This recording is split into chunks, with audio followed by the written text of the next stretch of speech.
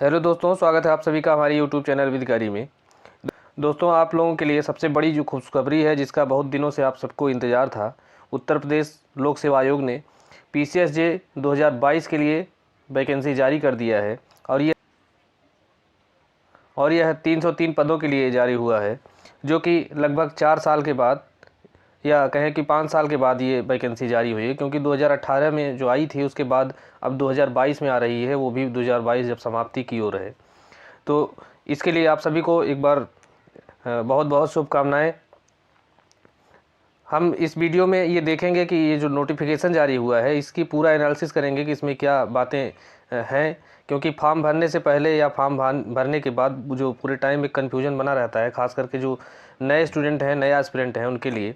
तो वीडियो में उस कन्फ्यूजन को दूर करने की कोशिश करेंगे और देखेंगे कि लोक सेवा आयोग ने इस बार नोटिफिकेशन में स्पेशल क्या इंक्लूड किया है या क्या वो उसमें शामिल किया है। तो दोस्तों, ये ऑनलाइन आवेदन प्रारंभ होने की तिथि ये दिया हुआ है। ये ऑनलाइन आवेदन कब से प्रारंभ होगा? तो यह 10 दिसंबर 2022 से शुरू होके यह 10 जनवरी 2023 तक इसको कंप्लीट किया जा सकता है। और इसमें आयोग ने साफ साफ बताया है कि ये किसी भी स्तर पर कोई भी सूचना छिपाई नहीं जानी चाहिए। अर्थात जो सूचनाएं आयोग अपने नोटिफिकेशन में या फॉर्म भरवाते समय वो मांगता है आपसे, तो आपको सारी जो आपकी सूचनाएं, इन्फॉर्मेशंस हैं, उसको आपको सही सही वहाँ पे दिखाना होगा। एक महत्वपूर्ण बात यह भी है कि बहुत सारे स्टूडेंट्स के दिमाग में ये कन्फ्यूजन बनी रहती है कि जब फॉर्म भर लेने के बाद क्या उसकी हार्ड कॉपी आयोग को भेजी जानी है। तो यहाँ पे आयोग ने स्पष्ट रूप से लिखा है कि ऑनलाइन आवेदन पत्र की हार्ड कॉपी आयोग को प्रेषित नहीं किया जाना है कि सबमिट किए गए आवेदन में संशोधन, अर्थात अगर आप फॉर्म भरते समय कोई गलती कर देते हैं और बाद में उसमें संशोधन करना चाहते हैं, तो उसके लिए भी व्यवस्था आयोग ने दिया है।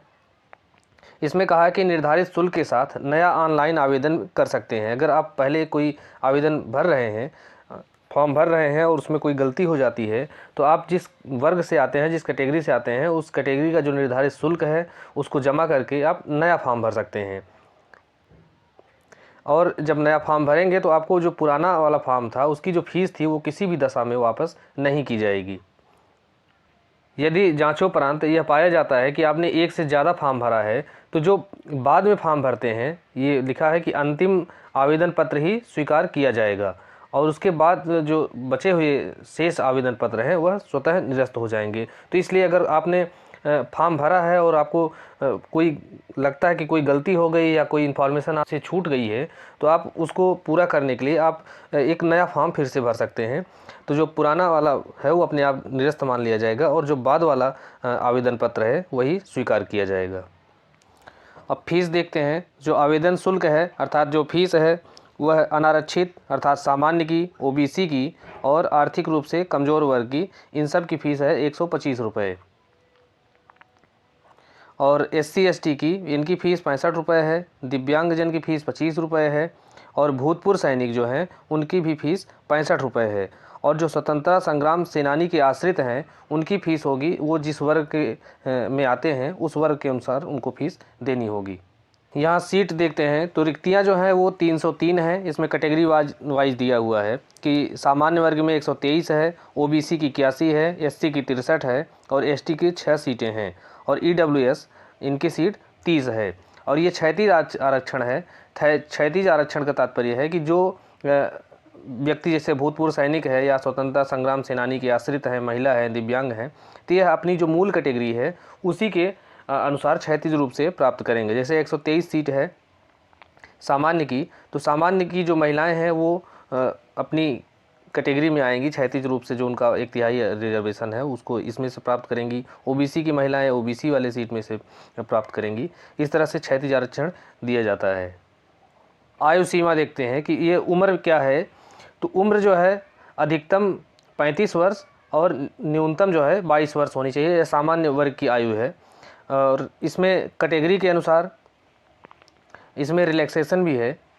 उत्तर प्रदेश के अनुसूचित जनजाति, उत्तर प्रदेश के अनुसूचित जाति, अन्य पिछड़ा वर्ग, इनके जो है अधिकतम 5 वर्ष की छूट दी जाएगी। अर्थात इनको जो है OBC SC ST इनको जो अधिकतम एज है वह 40 वर्ष होगी इनकी। अर्थात ये 40 वर्ष की उम्र तक ये परीक्षा में शामिल हो सकते हैं। इसके अलावा ये दिया है कि भूतपूर्व सैनिकों और सेना में कमीशन प्राप्त अधिकारियों के लिए अधिकतम आयु सीमा में छूट जो है कितनी होगी, तो उनके द्वारा सेना में की गई कुल जो सेवा अवधि है प्लस 3 साल और, अर्थात मान लीजिए अगर वो 15 साल सेना में सेवा किए हैं तो उनको जो छूट है वो 15 साल प्लस 3 साल और, अर्थात 18 साल की छूट उनको दी जाएगी। इसी प्रकार से जो दिव्यांगजन हैं उनको भी 15 वर्ष की छूट मिलेगी। नोटिफिकेशन में एक बात और दी गई है जिसको लेके काफ़ी लोग कन्फ्यूजन में हैं कि इसमें यह बताया गया है कि जो अभ्यर्थी परीक्षा वर्ष 2019, 2020 और 2021 की परीक्षा में शामिल होने के लिए आयु में पात्र थे, उन्हें परीक्षा में शामिल होने का पात्र समझा जाएगा। अर्थात ऐसे व्यक्ति जिनकी उम्र 35 साल 2019 में ही हो जा रही थी और अगर 2019 में वैकेंसी आई होती तो वो परीक्षा में शामिल हो जाते, लेकिन 19 में वैकेंसी न आने की वजह से वो एज उनकी ज़्यादा हो गई और अब वो बाहर हो रहे हैं एज की वजह से। तो अब इसमें यही नया नियम जोड़ा गया है कि उनको जो है परीक्षा में शामिल होने का अवसर दिया जाएगा कि जिनकी उम्र 2019, 2020 और 2021 में ओवर हो रही थी। तो यह एक अच्छी बात है ऐसे लोगों के लिए जिनके पास अटेम्प्ट तो है लेकिन एज की वजह से वो बाहर हो रहे थे, तो अब वो शामिल हो सकेंगे। आगे यहाँ मुख्य परीक्षा के लिए जो फीस के बारे में बताया गया है कि मुख्य परीक्षा में क्या फ़ीस कैसे देनी होगी। तो जो मुख्य परीक्षा की जो फीस होगी वह सामान्य की, ओबीसी की और ईडब्ल्यूएस की 225 रुपये होगी और उत्तर प्रदेश के जो SC ST हैं उनकी फ़ीस 105 रुपये होगी। ये 17वें नंबर पे यह बताया गया है उत्तर प्रदेश लोक सेवा आयोग के निर्णय के अनुसार किसी भी अभ्यर्थी को अपने आवेदन पत्र में गलत तथ्यों को जिनकी प्रमाण पत्र के आधार पर पुष्टि नहीं की जा सकती है देने पर अथवा किसी कदाचार का आरोप की स्थिति में उनको जो है परीक्षाओं से, लोक सेवा आयोग की सभी परीक्षाओं से अधिकतम 5 वर्षों तक बाहर किया जा सकता है।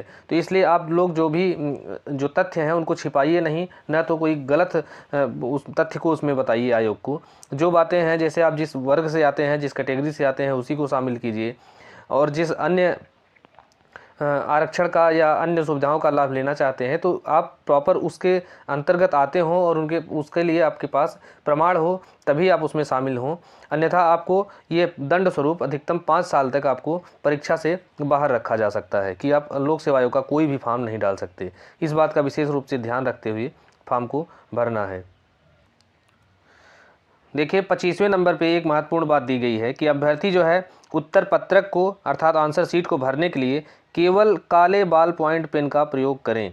यहाँ और कई एग्जाम में यह रहता है कि काले या नीले बाल पॉइंट पेन का प्रयोग करना है, लेकिन उत्तर प्रदेश में आयोग ने इस बार साफ साफ लिखा है कि केवल ब्लैक जो पेन है उसी का आप OMR शीट भरने में यूज करेंगे और कोई पेन न तो पेंसिल या अन्य पेन का प्रयोग कदापि ना करें। तो कदापि ना करें मतलब सख्त रूप से यह मना किया गया है। अगर आप नीली पेन से जो है OMR शीट भरते हैं तो आपकी कॉपी को निरस्त कर दिया जाएगा। 28वें नंबर पे बताया गया है कि इस परीक्षा में माइनस मार्किंग की व्यवस्था है, अर्थात गलत उत्तरों के लिए दंड के स्वरूप आपका जो अंक है वो काट लिया जाएगा। तो ये जो माइनस मार्किंग है 1/3 की है और अगर आप कोई गलत उत्तर देते हैं तो 0.33 अंक जो है आपका दंड के रूप में काट लिया जाएगा। और ये बताया कि यदि कोई उम्मीदवार एक से अधिक उत्तर देता है तो इसे जो है गलत मान लिया जाएगा और भले उसमें से एक उत्तर जो सही है लेकिन फिर भी आपका वो उत्तर है वो गलत माना जाएगा और उसमें 1/3 की जो माइनस मार्किंग है वो वाला रूल लागू करके आपका 0.33 अंक काट लिया जाएगा। और जो प्रश्न आप हल नहीं करते हैं, छोड़ देते हैं, उसके लिए कोई जो है माइनस मार्किंग नहीं लागू होगी। तो 29 नंबर पे यह बताया गया है कि जो SC ST कैटेगरी के लोग हैं उनका जो न्यूनतम मानक अंक है वो 35% है, अर्थात वो चाहे वो प्री परीक्षा हो या मेंस परीक्षा हो आपको न्यूनतम 35% नंबर लाना ही होगा, अन्यथा आप इस दौड़ से बाहर हो जाएंगे। इसी प्रकार से जो OBC हैं,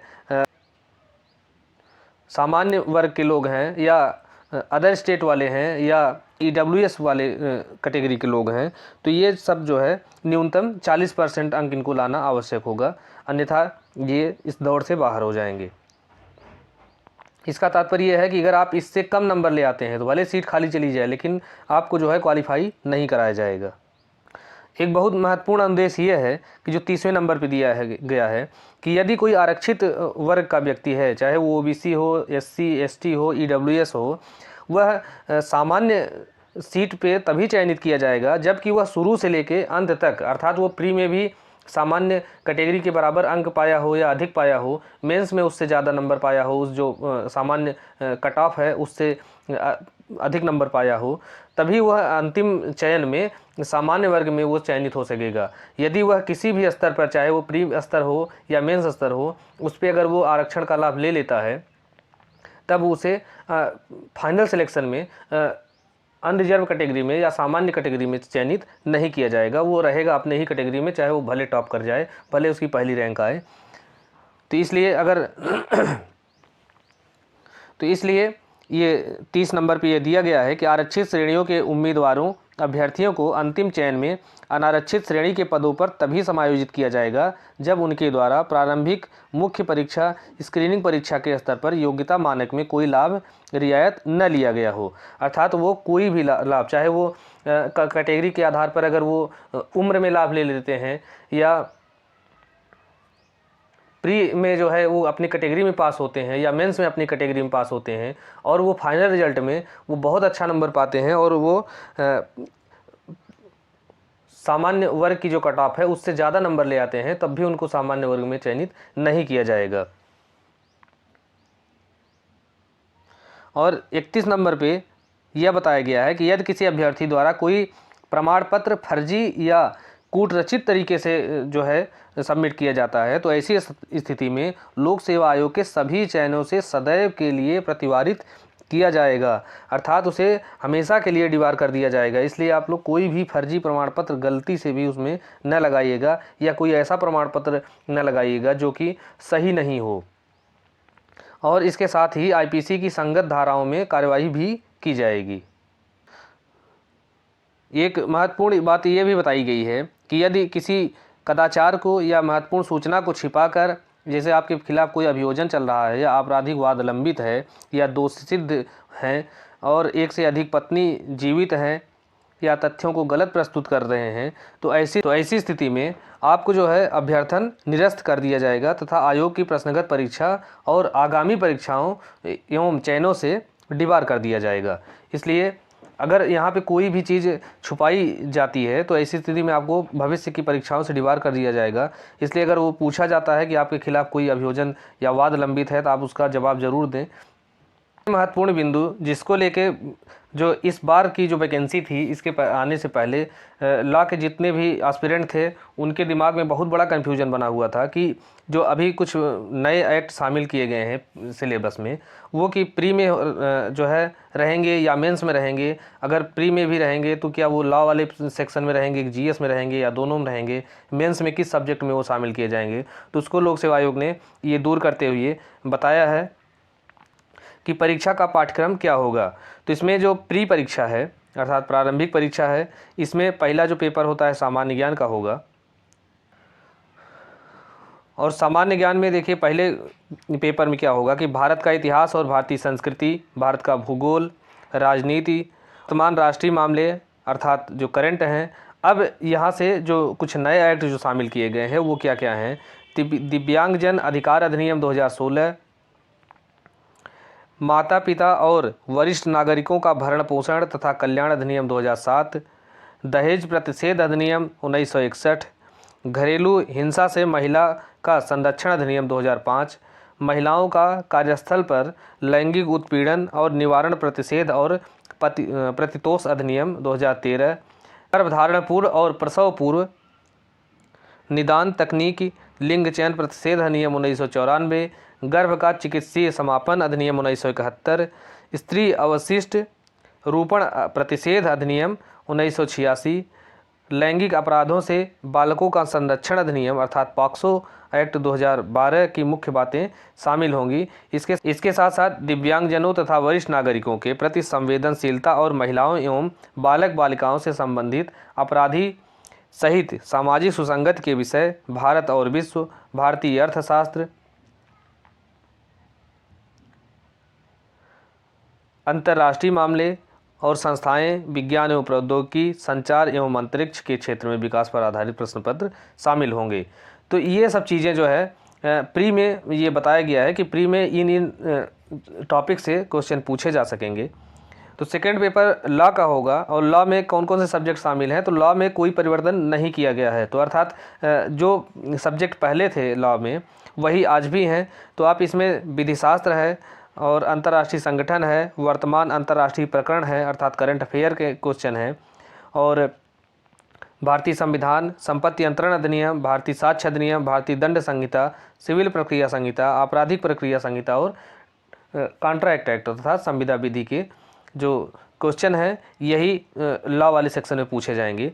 तो इन सभी प्रश्नों को जो हल करने के लिए इन सब विषयों के आप हमारे चैनल विधिकारी को फॉलो कर सकते हैं। उस पर हमने इन सभी विषयों पर प्रॉपर व्याख्या के साथ एमसीक्यूज आपको प्रोवाइड कराया है, और आप उसको हल करके अपनी तैयारी को बेहद मजबूत बना सकते हैं, क्योंकि एमसीक्यूज जो है प्री परीक्षा के लिए बहुत महत्वपूर्ण होता है और आप उसे बार बार हल करना चाहिए, क्योंकि उससे एक्यूरेसी आएगी, और एक्यूरेसी जो है प्री परीक्षा के लिए बहुत महत्वपूर्ण होती है, क्योंकि प्री परीक्षा में कन्फ्यूजन ही सबसे बड़ा कारण होता है, और ख़ासकर जब माइनस मार्किंग हो और जहाँ के 1/3 की माइनस मार्किंग है, तो ऐसी स्थिति में एक्यूरेसी का महत्व और भी ज़्यादा बढ़ जाता है। तो एक्यूरेसी लाने के लिए आपको जितना पढ़ना ज़रूरी है उतना ही एमसीक्यूज को सॉल्व करना ज़रूरी है। तो आप हमारे चैनल विधिकारी को फॉलो कीजिए, वहाँ पे हम आपको इन सभी विषयों से संबंधित एमसीक्यूज उनकी प्रॉपर व्याख्या के साथ हम प्रोवाइड कराएंगे, और हमारी पूरी कोशिश रहेगी कि जितने भी लोग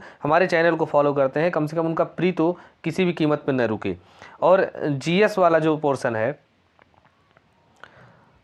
ये जो छोटे छोटे एक्ट जीएस में शामिल किए गए हैं, इन सभी के लिए भी हम एमसीक्यूज के रूप में या इनके बेयर को एक्सप्लेनेशन के रूप में हम वीडियो आपके समक्ष ले आएंगे। तो आप उनको अगर हमारे चैनल को सब्सक्राइब करते हैं और वहाँ आप जुड़े रहते हैं, तो इन सारे जो विषय हैं अभी देखने में टफ लग रहे हैं, खास करके जो नए लोग हैं जो तो पहली बार दे रहे हैं उनके लिए तो ये बहुत टफ लगेगा कि ये इसको कहाँ से पढ़ेंगे, कैसे इसको हम हल करेंगे। तो आप अगर हमारे चैनल पर बने रहते हैं तो हम इन सारे सब्जेक्टों को इतना ईजी बना देंगे कि आप बहुत आसानी से जीएस में अच्छा नंबर स्कोर कर सकेंगे। क्योंकि अभी तक ये था कि जीएस की वजह से जो लॉ वाले स्टूडेंट हैं वो बाहर होते थे, क्योंकि उनकी जो लॉ वाला सिलेबस है वही इतना लंबा है कि वो जीएस पे समय नहीं दे पाते थे।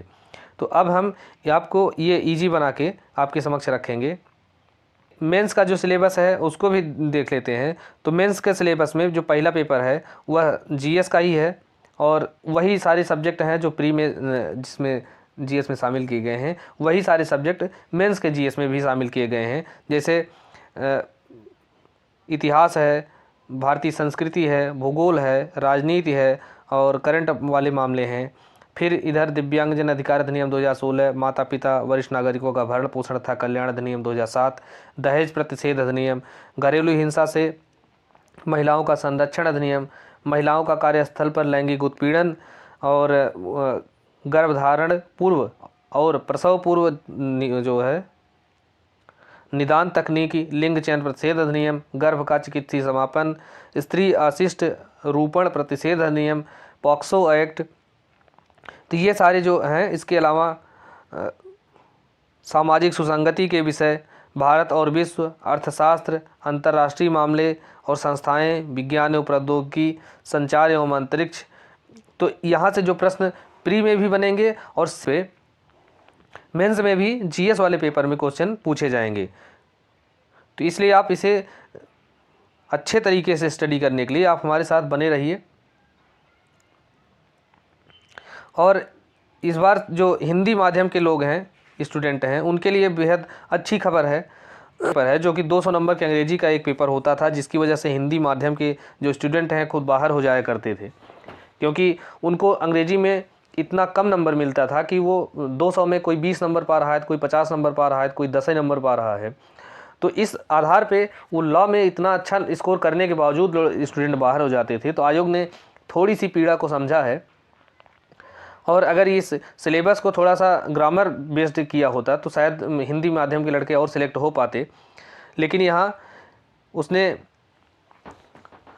सब्जेक्ट को लगभग वही रखा है, बस 2 पेपर बना दिया है और इसमें एक हिंदी का निबंध डाल दिया है कि आप 50 नंबर का हिंदी का निबंध लिखेंगे और सारांश लेखन ये 30 नंबर का आएगा। बाकी ये जो हिंदी वाला अनुवाद है ये 20 नंबर, ये तो पहले भी यही सेम था।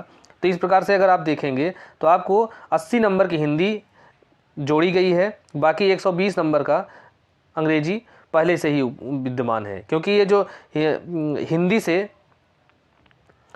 अंग्रेजी में और अंग्रेजी से हिंदी में, तो ये दोनों चीज़ें तो पहले ही थी। और निबंध अर्थात ऐसे और ये प्रेसिस राइटिंग ये भी पहले से ही थी। तो इसमें आपको निबंध लिखना होगा, बार बार उसको लिख के प्रैक्टिस करिए, तो उसके लिए जो है प्रैक्टिस ही सही नंबर दिला सकती है। और सारांश लेखन की भी प्रैक्टिस करना होगा। तो ये 2 चीज़ें, 2 पेपर बना दिए गए हैं जो भाषा के थे, पहले एक ही था, तो ये अच्छी खबर है। तो मौलिक विधि में भी कोई परिवर्तन नहीं किया गया है, जो सब्जेक्ट पहले थे वही अभी भी हैं। प्रक्रिया और साक्ष्य में भी कोई परिवर्तन नहीं है। और इसमें लॉ का जो 3rd पेपर है, जो कि प्रश्न पत्र संख्या 6 है, लेकिन ऐसे 3rd पेपर है, तो इसमें हम देखते हैं कि इसमें दंड विधि और राजस्व तथा स्थानीय विधियाँ शामिल हैं। तो इसमें भी इस बार परिवर्तन किया गया है और कुछ एक्ट नए जोड़े गए हैं। तो जो नए जोड़े गए हैं उनको हम देखते हैं। तो उत्तर प्रदेश राजस्व संहिता 2006, इसको नया जोड़ा गया है। बाकी ये उत्तर प्रदेश शहरी भवन किराए पर देने, किराए तथा बेदखली का विनिमय अधिनियम 1972, ये पहले से था, अभी भी है। ये जो नया जोड़ा गया है उत्तर प्रदेश नगरीय परिसर किराएदारी विनिमय अधिनियम 2021, उत्तर प्रदेश नगरपालिका अधिनियम, उत्तर प्रदेश पंचायत राज अधिनियम, उत्तर प्रदेश चकबंदी अधिनियम, उत्तर प्रदेश नगर नियोजन और विकास अधिनियम, यह पूर्वोक्त के भांति विद्यमान है। और इसमें यह बताया गया है कि स्थानीय विधियों के प्रश्नों के उत्तर जो है यह अनिवार्य होंगे। और दंड विधि अर्थात आईपीसी से 50 नंबर का जो प्रश्न है वो मेंस में पूछा जाएगा। फिर आगे बताया गया कि साक्षात्कार अर्थात इंटरव्यू, तो इंटरव्यू 100 नंबर का होता है, पहले भी था, अभी भी है, इसमें कोई परिवर्तन नहीं हुआ है। तो इस प्रकार से दोस्तों हमने जो अभी 2022 पीसीएसजे का नोटिफिकेशन आया है उसका विश्लेषण किया है। उम्मीद है कि आपकी जो भी कन्फ्यूजन है उसको दूर करने में सहायक होगा। आप इस वीडियो को देखिए, पूरा देखिए, देखने के बाद ही आप अपनी जो है अपने फॉर्म को फिलअप करिएगा, क्योंकि जो नए छात्र हैं उनके लिए थोड़ा सा कन्फ्यूजन बना रहता है। तो आप इसको देखेंगे तो उम्मीद है कि आपकी कन्फ्यूजन दूर होगी। बाकी आप हमारे चैनल भी अधिकारी को आप फॉलो कीजिए, आप उसे सब्सक्राइब कीजिए, और हम इस परीक्षा के लिए आपको बहुत मददगार साबित होगा हमारा ये चैनल। बाकी आप अपनी तैयारी पूरे ज़ोर शोर से कंटिन्यू रखिए। आपको सभी को best of luck. Thank you.